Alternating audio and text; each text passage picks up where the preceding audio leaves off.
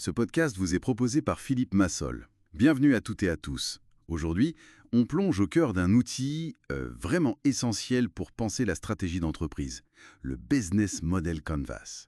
La grande question, c'est comment une organisation crée, délivre et capture de la valeur. Exactement. C'est vraiment ça l'idée. Comprendre la mécanique interne qui permet à une entreprise de générer des revenus, de fonctionner en fait. Et le Canvas, ce qui est génial, c'est qu'il offre une représentation visuelle, synthétique. Sur une seule page, on voit tout. Oui, c'est ça. Fini les pavés. Voilà. Là où avant, il fallait des dizaines de pages de business plan, parfois un peu indigestes. C'est un outil formidable pour réfléchir et pour dialoguer en équipe sur la stratégie. Une carte pour naviguer dans la complexité, en quelque sorte. Alors, décomposons un peu tout ça. Pour bien saisir l'organisation, on peut utiliser cette image du théâtre, je crois. La partie droite, c'est la scène, ce que le client voit. C'est ça, la scène et la salle même, l'interaction avec le public, la valeur perçue, tout ce qui est visible. Mhm. Et puis la partie gauche, ce sont les coulisses, toute la machinerie invisible mais essentielle. Ce qui coûte de l'argent, en gros. Bah oui, les activités, les ressources, les partenaires, tout ce qui génère les coûts.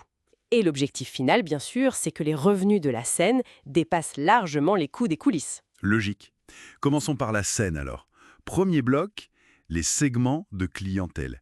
Qui cherche-t-on à atteindre? On ne peut pas viser tout le monde, j'imagine. Ah non, surtout pas. C'est une erreur fréquente. Il faut vraiment définir les groupes distincts de personnes ou d'organisations qu'on cible. Est-ce que leurs attentes sont différentes? Est-ce qu'on les touche par les mêmes canaux? Est-ce que la relation est la même? Leur rentabilité? Si ça diffère, ce sont des segments différents. D'accord. On distingue plusieurs grands types de marchés. Le marché de masse, là on distingue peu, comme l'électroménager par exemple. Mhm. Le marché de niche, pour des besoins très spécifiques, un fournisseur automobile très pointu. Oui. Le marché segmenté, où on a plusieurs cibles mais avec des offres un peu adaptées, comme une banque avec les particuliers, les pros, les grandes entreprises. Mhm. Le marché diversifié, là, on vise des clients très différents, mais avec une logique d'actifs commune. Amazon, par exemple, avec le e-commerce et le cloud AWS. Et enfin, les marchés qu'on appelle multifaces ou synergiques. Multiphase. Oui. C'est-à-dire, Ce sont des clients interdépendants. Pensez à PayPal. Il faut des commerçants et des particuliers. Ou un journal gratuit, il faut des lecteurs et des annonceurs. L'un ne va pas sans l'autre. très clair. Bon, une fois qu'on sait qui on cible, la question cruciale, c'est quoi leur proposer? C'est la proposition de valeur. Qu'est-ce qui fait que les clients vont nous choisir, nous? Alors là, on est au cœur du réacteur, vraiment. Quel problème on résout pour eux? Quel désir on satisfait? Et attention, il ne s'agit pas juste du produit ou du service brut. Non, c'est plus large. Oui, c'est l'expérience globale. La valeur, on peut la créer de multiples façons. Ça peut être la nouveauté, la performance pure, la personnalisation. Ça peut être aussi simplement faire le travail à la place du client, le fameux getting the job done. Le design, la marque et son statut, bien sûr. Le prix, évidemment, Un levier classique. classique mais efficace, ou aider le client à réduire ses coûts, ou réduire ses risques. La location plutôt que l'achat, par exemple, ça réduit le risque pour le client. L'accessibilité aussi, rendre quelque chose disponible pour ceux qui n'y avaient pas accès avant, ou juste la commodité, l'utilisabilité. Et on peut combiner plusieurs aspects, j'imagine. Tout à fait. Blablacar, par exemple. Ça combine le côté pratique et économique du covoiturage avec une dimension de lien social et pour le conducteur, un complément de revenu. C'est multivaleur. D'accord. Donc on a le qui, le quoi. Maintenant, comment cette valeur arrive au client? Ce sont les canaux de distribution. Oui, ce bloc, il couvre tout le chemin. Comment on fait connaître l'offre, la communication, le marketing.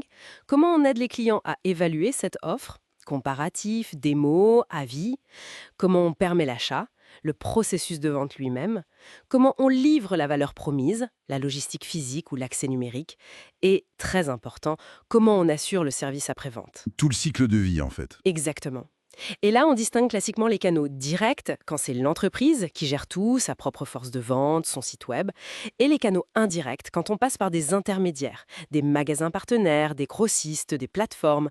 Chaque phase, de la sensibilisation au SAV, doit être pensée. Et l'interaction ne s'arrête pas à la livraison. Il y a la relation client. Comment on la construit, comment on la maintient. C'est ça. Comment on acquiert de nouveaux clients, comment on les fidélise. C'est souvent moins cher de garder un client que d'en trouver un nouveau. Et comment on fait croître la valeur de chaque client. l'upselling par exemple. Mais là aussi, il y a plusieurs options. Ah oui, un large éventail, avec des coûts et une intensité très variables. On peut avoir une assistance personnelle avec un vrai contact humain, une assistance personnelle dédiée où le client a un interlocuteur unique, mais ça c'est coûteux. À l'autre bout du spectre, on a le self-service.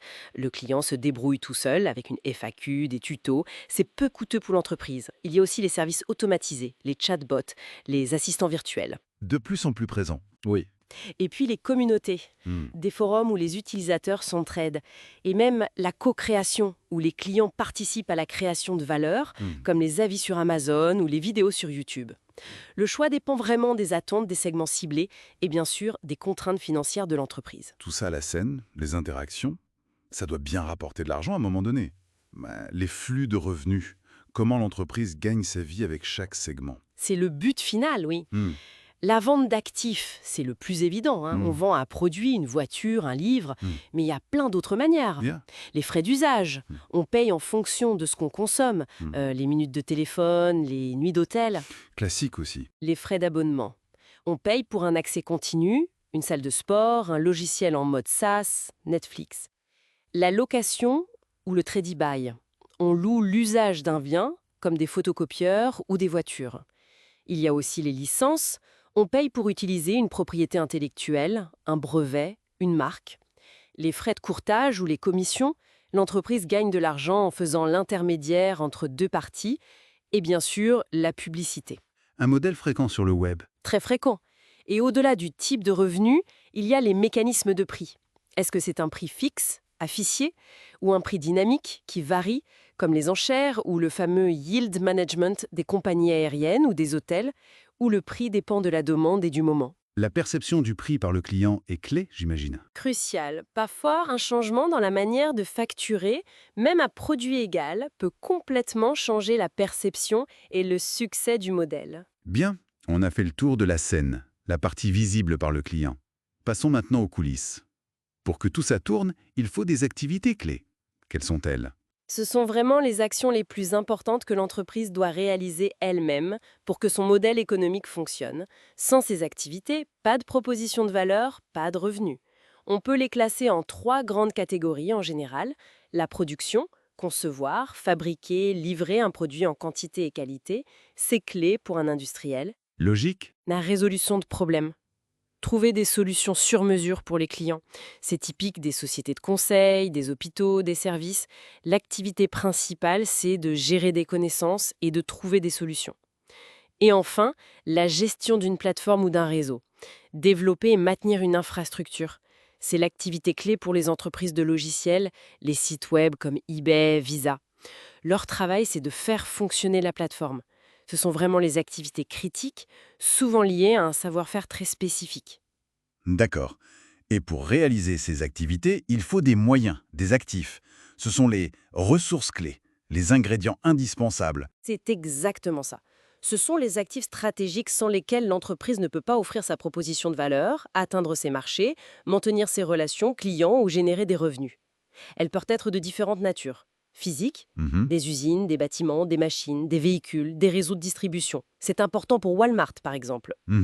Intellectuels, les marques, le savoir-faire propriétaire, les brevets, les copyrights, les partenariats, les bases de données clients. C'est fondamental pour des entreprises comme Microsoft ou SAP, qui vivent de leur propriété intellectuelle. Humaines, les compétences spécifiques, l'expertise, la créativité. C'est vital dans les secteurs créatifs ou ceux qui demandent une R&D très poussée, ou même une force de vente très qualifiée. Les gens sont la ressource clé. Et financière, bien sûr. Et financière, évidemment. Le cash, les lignes de crédit, la capacité à lever des fonds. Certaines activités, comme le crédit, en dépendent entièrement.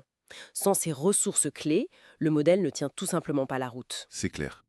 Mais souvent, une entreprise ne peut pas ou ne veut pas tout faire ou tout posséder seule. C'est là qu'interviennent les partenariats clés, j'imagine. Absolument. À notre époque, c'est rare de réussir complètement seul. Ce bloc décrit le réseau de fournisseurs et de partenaires qui rendent le modèle économique possible, qui le fiabilisent ou l'optimisent. Il y a plusieurs types de partenariats.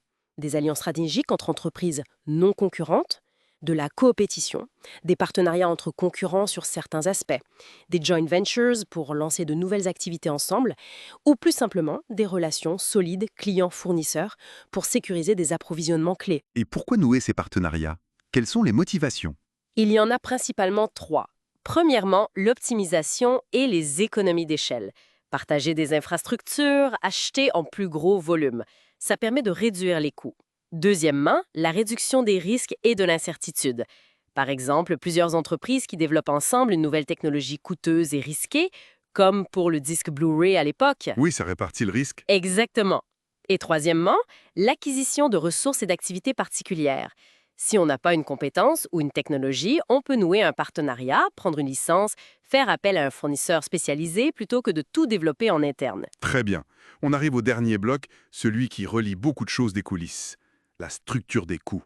Le nerf de la guerre, comme on disait. Oui, ici on décrit tous les coûts les plus importants induits par le fonctionnement du business model. L'objectif n'est pas forcément d'avoir un chiffrage comptable hyper précis à ce stade, mais de bien comprendre quels sont les coûts majeurs. Est-ce que ce sont des coûts plutôt fixes, comme les salaires, les loyers, ou plutôt variables, liés au volume produit ou vendu, où se situent les principales économies d'échelle, c'est-à-dire quand le coût unitaire baisse si on produit plus, ou les économies de gamme, quand on peut faire plusieurs choses avec les mêmes ressources. Et il y a différentes philosophies, là aussi. Oui, on peut distinguer deux grandes approches stratégiques pour la structure de coûts. L'approche focalisée sur les coûts, cost-driven, le but est de minimiser les coûts partout où c'est possible. Pensez aux compagnies aériennes low cost, offres basiques, automatisation maximale, etc. Et l'approche focalisée sur la valeur, value-driven, là, le coût est moins une préoccupation que la création d'une valeur premium perçue par le client. C'était typique des marques de luxe, des hôtels haut de gamme. On ne lésine pas sur les dépenses qui créent cette valeur. Il faut donc bien identifier quelles activités clés, quelles ressources clés et quels partenariats clés sont les plus coûteux. Exactement. C'est essentiel pour comprendre la rentabilité du modèle et où agir si besoin. Et bien voilà, un tour d'horizon assez complet de ces 9 blocs. C'est fou comme cet outil, le Business Model Canvas, permet de visualiser de façon structurée comment une entreprise fonctionne ou pourrait fonctionner. C'est puissant pour analyser, mais aussi pour imaginer et pour innoser. Tout à fait. C'est un outil d'analyse, de dialogue, mais aussi de créativité. Mais, et c'est vraiment un point crucial à retenir, le canvas, ce n'est pas quelque chose de figé, ce n'est pas gravé dans le marbre. Ah oui, Non, c'est fondamentalement un ensemble d'hypothèses. L'hypothèse qu'on cible les bons clients, qu'on leur apporte la bonne valeur par les bons canaux. Et ces hypothèses, il faut absolument les tester sur le terrain. les confronter à la réalité. Exactement. Recueillir les retours des clients, observer le marché, voir ce qui fonctionne, ce qui ne fonctionne pas, et ajuster le canvas en conséquence. Il doit évoluer constamment. C'est un outil dynamique au service d'une réflexion stratégique continue, pas une photo à un instant T. C'est une excellente base pour construire, tester et affiner sa stratégie donc. D'ailleurs, pour celles et ceux qui souhaiteraient aller plus loin, que ce soit pour appliquer ces concepts à leur propre activité, améliorer leurs compétences en vente ou affûter leur réflexion stratégique, eh bien n'hésitez pas à échanger avec Philippe Massol. Il est présent sur LinkedIn, très accessible et toujours ouvert à la discussion pour partager son expertise. Voilà pour notre exploration de Business Model Canvas aujourd'hui. Merci de nous avoir suivis.